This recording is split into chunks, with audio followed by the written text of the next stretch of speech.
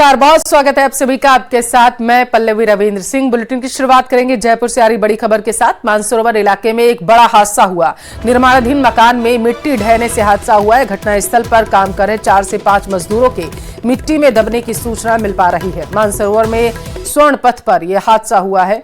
हादसे के बाद इलाके में हड़कंप मच गया। तस्वीरें आपके टेलीविजन स्क्रीन पर है, आप देख सकते हैं। मिट्टी के ढह जाने की वजह से वहां पर यह बड़ा हादसा हुआ है। स्थानीय लोग मजदूरों को निकालने का हालांकि इस दौरान प्रयास करते हुए नजर आ रहे हैं। तो बड़ी संख्या में वहां पर स्थानीय लोग एकत्रित हो गए। जयपुर के मानसरोवर की यह घटना, 4 से 5 मजदूर, आशंका जताई जा रही है कि निर्माणाधीन मकान में जो मिट्टी ढही है उसमें दबे हुए हैं।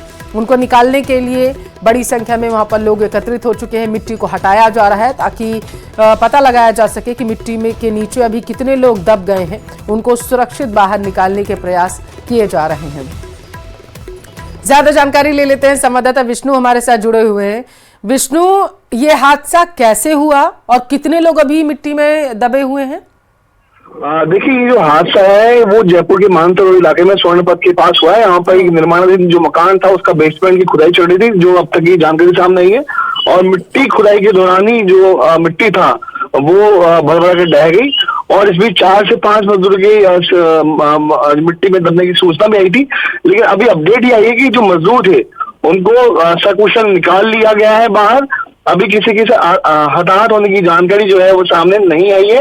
और जिनको निकाला गया है उनको एक बार प्रारंभिक तौर पर उपचार के लिए या ऑब्जर्वेशन के इरादे से मेडिकल हॉस्पिटल के लिए भेजा गया है जी। तो फिलहाल पुलिस मौके पर है और एक बार अधिकारी जो है घटनास्थल की जांच भी कर रहे हैं जी। तो ये कौन सा निर्माणाधीन मकान है जिसका कार्य चल रहा था? कितने दिनों से चल रहा था? क्या किसी तरीके की लापरवाही आपको मिली है क्या यहाँ पर सुनने को? देखिए, बिल्कुल जो ये मकान था वो कई दिनों से अगर निर्माण कार्य यहाँ पे चल रहा था। और लापरवाही की जो बात है वो ये कि सेफ्टी जो मेजर्स है उनके इस्तेमाल संभवतः यहाँ पर नहीं किया गया था।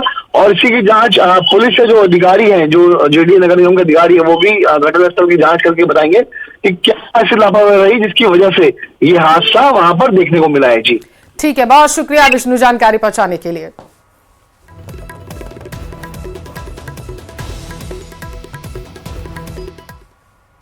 निवाई में फर्जी पुलिस अधिकारी धर लिया गया है। टोंक से बड़ी खबर आप तक पहुंचा रहे हैं। असली पुलिस सामने आते ही कान पकड़कर माफी मांगता हुआ नजर आया है। ये कार पर बताया जा रहा है डीजी की प्लेट और बत्ती लगाकर आराम से घूम रहा था।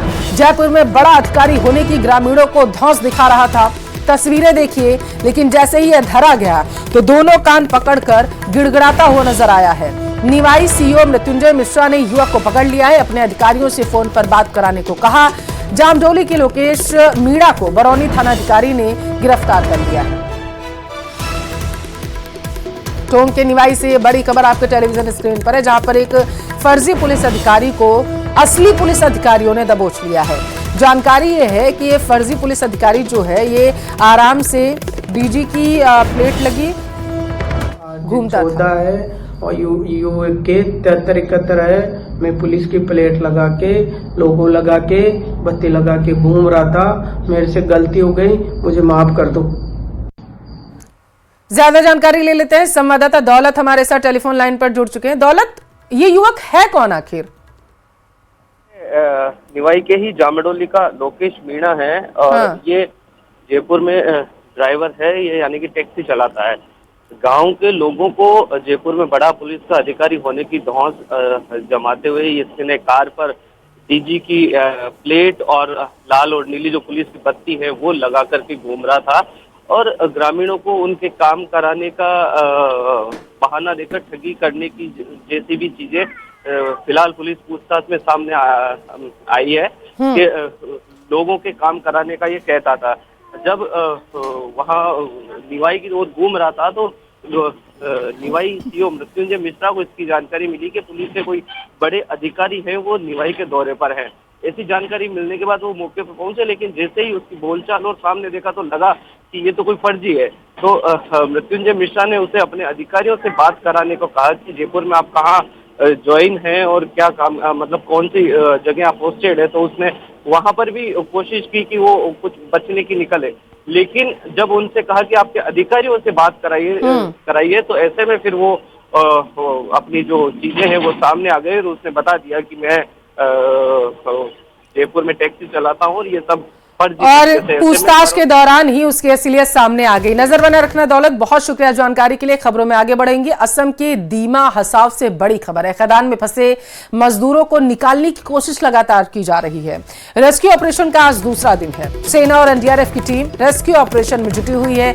खदान में पानी भरने की वजह से 9 मजदूर फंस गए थे, जिनमें से एक मजदूर का शव बरामद किया गया। सोमवार को असम के दीमा हसाव की एक 300 फीट गहरी कोयला खदान में अचानक ही पानी भर जाने की वजह से खुदाई कर रहे रेड माइनर्स वहां पर फंस गए थे।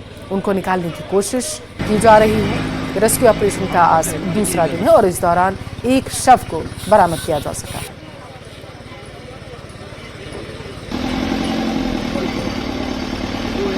असम के दीमा हसाव से बड़ी खबर आपके टेलीविजन स्क्रीन पर है। रेस्क्यू ऑपरेशन का आज दूसरा दिन है। जो जानकारी सामने निकल कर अब आ पाई है वो ये कि खदान में काम करने के दौरान जो रेड माइनर्स होते हैं, जो खुदाई करते हुए आगे जाते हैं, वो फंस गए थे। लगभग बताया जा रहा है कि संभवतः 9 रेड माइनर्स वहां पर फंस गए थे और इस दौरान अचानक ही कोयला खदान में कहीं से पानी आ गया। पानी का उफान ज़्यादा होने की वजह से वो फंस गए थे। 300 फीट गहरी खदान में जो मजदूर है वो फंसे हुए हैं। हालांकि उनको निकालने की कोशिश की जा रही है। तो एक देश एक चुनाव बिल की समीक्षा के लिए बनी ज्वाइंट पार्लियामेंट्री कमेटी आज पहली बैठक करने जा रही है। 39 सदस्यों वाली जेपीसी में कांग्रेस की तरफ से प्रियंका गांधी, मनीष तिवारी और सुखदेव भगत सिंह को शामिल किया गया। बीजेपी भाजपा की तरफ से बड़े नामों में बासुरी स्वराज, संबित पात्रा, अनुराग सिंह ठाकुर है, जबकि तृणमूल कांग्रेस से कल्याण बनर्जी का नाम है। इसके अलावा एसपी, डीएमके, टीडीपी के सांसदों की जेपीसी का सदस्य बनाया गया। इस समिति को अगले सत्र के आखिरी हफ्ते के पहले दिन तक अपनी रिपोर्ट पेश करनी होगी। बैठक में लोकसभा और राज्य विधानसभाओं के एक साथ चुनाव कराने के लिए प्रस्ताव पर चर्चा होगी, जिसमें बैठक में आगे की रूपरेखा तय की जाएगी। इस दौरान लॉ मिनिस्ट्री इस बिल पर आज प्रेजेंटेशन भी देगी।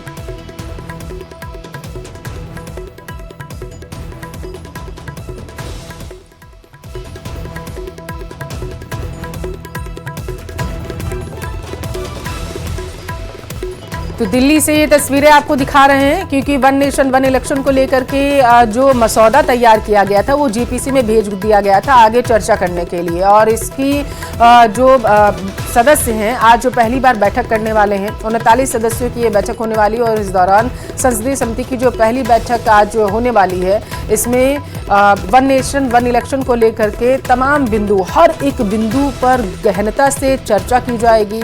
39 जो सदस्य हैं वो इस पर चर्चा करते हुए नजर आएंगे। और इससे पहले आपको बताते चले कि लॉ मिनिस्ट्री इस बिल पर आज प्रेजेंटेशन भी दे सकती है, ऐसी संभावनाएं निकलकर सामने आ रही हैं। और सीधी तस्वीरें आपके टेलीविजन स्क्रीन पर है। तस्वीरों में आप देख सकते हैं कांग्रेस के जो नेता हैं उनका पहुंचने का सिलसिला शुरू हो चुका है। प्रियंका गांधी वाड्रा आपको नजर आ रही हैं, वो इस संसदीय समिति की अध्यक्ष बनाई गई हैं, इसमें वो शामिल की गई हैं। और इन सदस्यों में कई नामों का जिक्र किया गया, जैसे बासुरी स्वराज के साथ संबित पात्रा और अनुराग ठाकुर भी जो हैं इसमें सदस्य के रूप में शामिल किए गए थे, जो चर्चा करते हुए नजर आएंगे। तो लोकसभा विधानसभा चुनाव एक साथ कराए जाएं, किस तरीके से इसके फायदे होंगे, क्या नुकसान होंगे, और अगर एक साथ चुनाव होते हैं तो देश पर कितना भार कम पड़ेगा, इन सारे मुद्दों को लेकर के चर्चा की जाएगी। बेहद महत्वपूर्ण आज ये जो बैठक है ये होने वाली है। वन नेशन वन इलेक्शन से जुड़ी ये तस्वीरें आपके टेलीविजन स्क्रीन पर, जहां पर जो जेपीसी के सदस्य हैं उनके सदस्यों का वहां पर पहुंचना शुरू हो चुका है। आपकी जानकारी के लिए आपको बताते चले कि इसमें 39 सदस्यों वाली जेपीसी में कांग्रेस की तरफ से प्रियंका गांधी, मनीष तिवारी और सुखदेव भगत सिंह को शामिल किया गया है। तो वहीं दूसरी तरफ अगर बीजेपी की बात करें तो बड़े नामों में बासुरी स्वराज, संबित पात्रा और अनुराग ठाकुर का नाम निकलकर सामने आया है, जबकि तृणमूल कांग्रेस की तरफ से इसमें सदस्य रहेंगे कल्याण बनर्जी। और इसके अलावा क्योंकि 39 सदस्य इसमें हैं, तो समाजवादी पार्टी, डीएमके, टीडीपी के सांसदों को भी जेपीसी का सदस्य बनाया गया है। यानी 39 सदस्यों की लिस्ट में नामों में इनका नाम भी शामिल किया गया है। और इस समिति को अगले सत्र के आखिरी हफ्ते के पहले दिन तक अपनी रिपोर्ट पेश करनी होगी।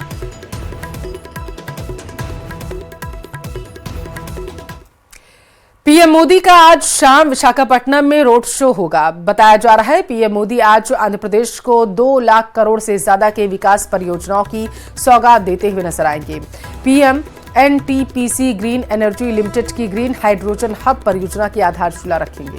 ये बड़ी खबर आपके टेलीविजन स्क्रीन पर है। आंध्र प्रदेश को लाखों की सौगात देते हुए प्रधानमंत्री नरेंद्र मोदी नजर आएंगे। विशाखापट्टनम में वो रोड शो करेंगे। इस दौरान बड़ी तैयारियां वहां पर की गई हैं, क्योंकि बताया जा रहा है, संभावनाएं जताई जा रही हैं कि पीएम को देखने के लिए लाखों का सैलाब सदस्यों का वहां पर उमड़ेगा।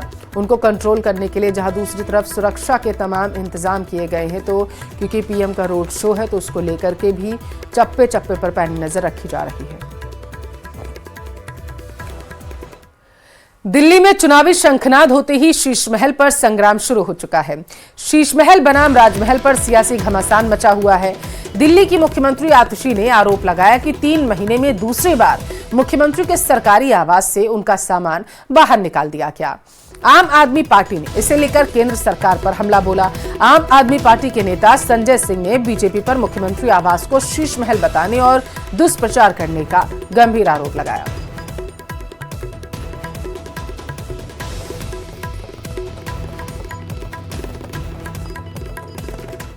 भारतीय जनता पार्टी की केंद्र सरकार ने मुझे 3 महीने में दूसरी बार उस मुख्यमंत्री आवास से निकालकर बाहर फेंक दिया।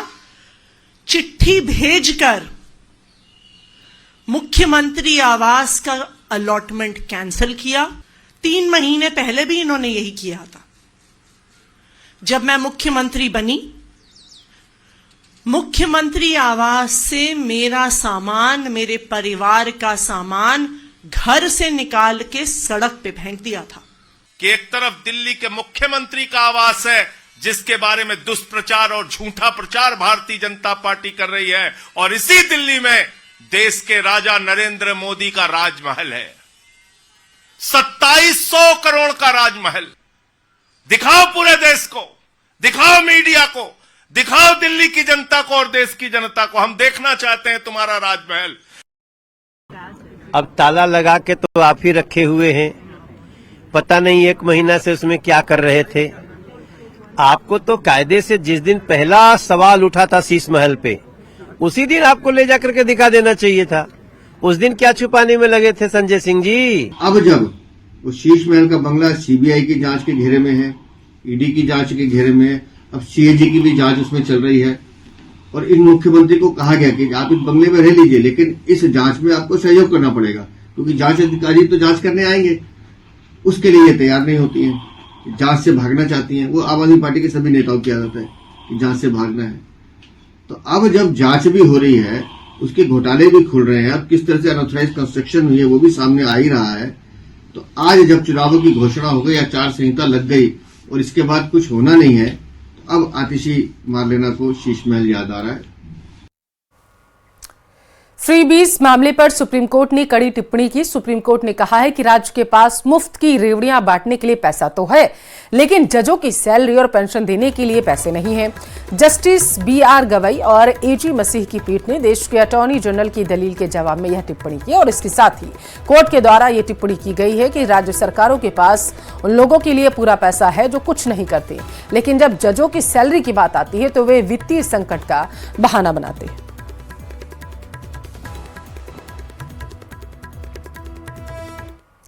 दिल्ली विधानसभा चुनाव से जुड़ी एक बड़ी खबर आप तक पहुंचाएंगे। AIM-IM ने ओखला विधानसभा सीट से शफाउर रहमान खान को अपना उम्मीदवार बना दिया है। उनको चुनावी मैदान में उनकी तरफ से उतारा गया, जिसे लेकर बीजेपी ने AIM-IM पर बड़ा हमला बोला। बीजेपी ने कहा है कि दिल्ली चुनाव में कांग्रेस और AIM-IM में दंगाइयों को बड़ा भाईजान बनने की प्रतिस्पर्धा सी चल पड़ी है।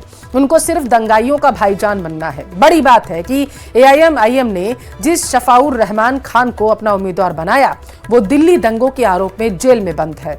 इससे पहले AIM-IM मुस्तफाबाद विधानसभा से दिल्ली दंगों के आरोपी ताहिर हुसैन को उम्मीदवार बना चुकी है।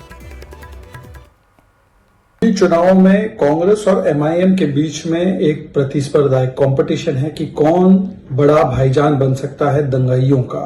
मतलब ताहिर हुसैन, शाहरुख पठान, शफाउर रहमान खान, ऐसे लोगों को टिकट देने की बात की जा रही है, टिकट दिए जा रहे हैं। इनको केवल दंगाइयों के भाईजान बनना है क्योंकि वोट बैंक की दुकान चलानी है। ये मोहब्बत की दुकान नहीं, ये नफरत के भाईजान है। तो चीन के बाद अब भारत में भी HMPV वायरस की एंट्री हो चुकी है। HMPV यानी कि ह्यूमन मेटान्यूमो वायरस भारत में तेजी से फैल रहा। देश में अब तक HMPV के 7 मामले सामने आ चुके हैं। भारत में एक ही दिन सोमवार को 5 मामले सामने आए, जिसके बाद हड़कंप मच गया। बताया जा रहा है मंगलवार को HMPV वायरस के 2 नए मामले सामने आए। महाराष्ट्र के नागपुर में 2 संदिग्ध मरीज मिले हैं।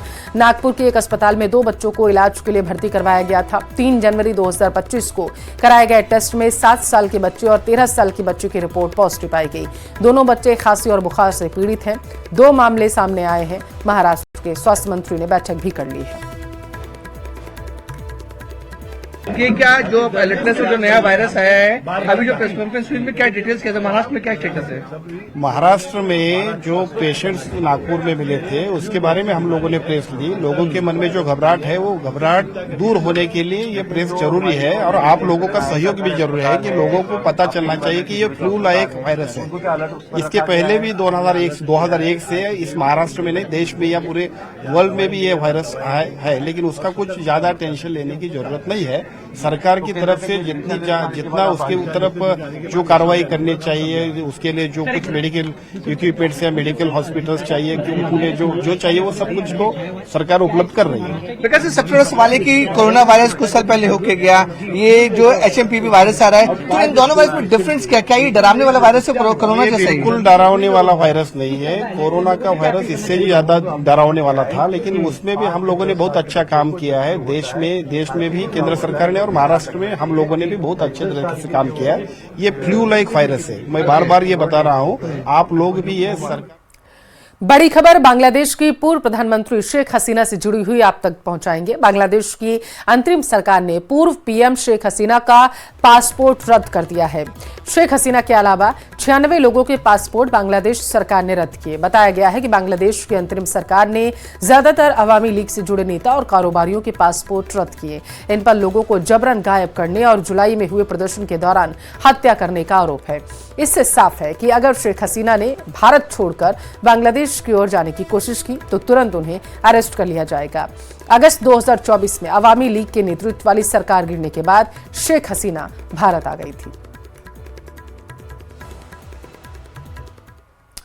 बड़ी खबर आ रही है बॉलीवुड अभिनेता सलमान खान की सुरक्षा से जुड़ी हुई। मुंबई में सलमान खान के गैलेक्सी अपार्टमेंट की सुरक्षा को और ज्यादा बढ़ा दिया गया। सलमान खान के मुंबई के बांद्रा वाले गैलेक्सी अपार्टमेंट में उनके घर की खिड़की और बालकनी अब पूरी तरीके से बुलेट प्रूफ कर दी गई है। सलमान खान ने अपनी बालकनी तक पूरी तरह से बंद करा के उस पर बुलेट प्रूफ ग्लास लगवा दिए हैं। यही नहीं, सलमान खान के घर के चारों तरफ हाई रेजोल्यूशन CCTV कैमरे इंस्टॉल किए गए।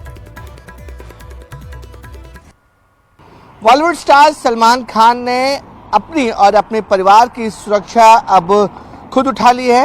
यही वजह है कि सलमान खान ने खुद मुंबई के बांद्रा स्थित जो उनका गैलेक्सी अपार्टमेंट में जहां वो रहते हैं अपने पूरे परिवार के साथ, वहां पर चप्पे चप्पे की सुरक्षा उन्होंने बढ़ा दी है।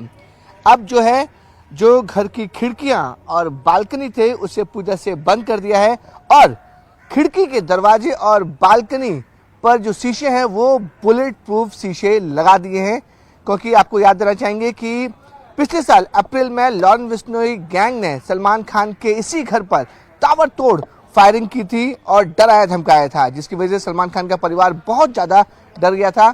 और अब आप साफ तौर पे देख सकते हैं कि किस तरीके से जहां जहां फायरिंग हुई थी वहां की जो विंडोज़ हैं, खासकर जो सलमान खान की जो ड्राइंग हॉल है, बेडरूम है, वहाँ के सारे जगह पर बुलेट प्रूफ शीशे लगा दिए गए हैं। तो सबसे इम्पोर्टेंट चीज़ थी बालकनी, जहां पर सलमान खान बर्थडे के दिन या ईद के मौके पर अपने फैंस को वेव्स करते थे, हाथ हिलाकर वेव्स करते थे और सबके सामने आते थे। उस बालकनी को पूरी तरीके से बंद कर दिया गया है और उस बालकनी को चारों तरफ से बुलेट प्रूफ ग्लास वहां पे लगा दिए गए हैं। आप साफ तौर पे देख सकते हैं कि जिस तरीके से सलमान खान की जो उन्हें जान का खतरा हमेशा रहता है लॉरेंस बिश्नोई गैंग से, इसी वजह से सलमान खान ने पूरी की पूरी जो बालकनी है वो कवर अप कर ली है। तो लॉरेंस बिश्नोई गैंग से मिली धमकियों और 8 महीने पहले सलमान के घर पर फायरिंग के बाद से ही सलमान की सुरक्षा बढ़ा दी गई। और इस बीच जो तस्वीरें आई हैं वो आप हमको दिखा रहे हैं। 5 तस्वीरें आपके टेलीविजन स्क्रीन पर हैं, जहां पर आप देख सकते हैं कि बुलेट प्रूफ बालकनी जो है वो बना दी गई है और खिड़कियों को भी कवर्ड कर दिया गया है। 24 घंटे पुलिस की सुरक्षा वहां पर लगा दी गई है ताकि किसी भी तरीके की परिस्थिति से निपटा जा सके। और हाई रेजोल्यूशन वाले सीसीटीवी कैमरे लगाए गए हैं। परिवार के साथ सुरक्षा कर्मी हर वक्त अब तैनात रहने लगे हैं। महाकुंभ में वाटर एम्बुलेंस को तैनात कर दिया गया। अरैल घाट पर वाटर एम्बुलेंस को लगाया गया है। क्रेन की मदद से गंगा नदी में वाटर एम्बुलेंस को उतार दिया गया है ताकि किसी भी परिस्थिति से निपटा जा सके। तो महाकुंभ में तरह तरह की व्यवस्थाएं की जा रही हैं और इसी सिलसिले में एक और व्यवस्था वहां पर लोगों की सहूलियत के लिए की गई है, जहां पर वाटर एम्बुलेंस को तैनात किया गया। अरैल घाट पर इस एम्बुलेंस को तैनात किया गया।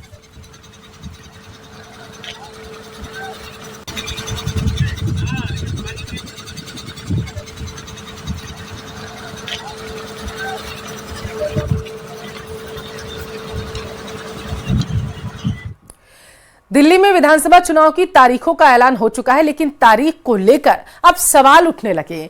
विश्व हिंदू परिषद के राष्ट्रीय प्रवक्ता विनोद बंसल ने सोशल मीडिया पर प्रतिक्रिया दी। उन्होंने एक्स पर लिखा, 5 फरवरी को दिल्ली में मतदान की घोषणा तो हो गई, लेकिन महाकुंभ के बीचों बीच आयोजित होने वाले लोकतंत्र के इस महापर्व में राज्य के कितने निष्ठावान हिंदू मतदान नहीं कर पाएंगे।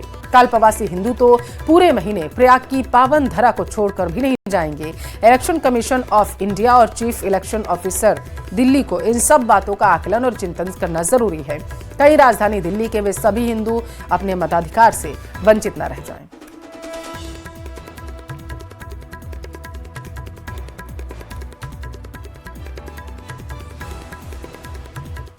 यहां वक्त एक छोटे से ब्रेक का। ब्रेक के उस पर तमाम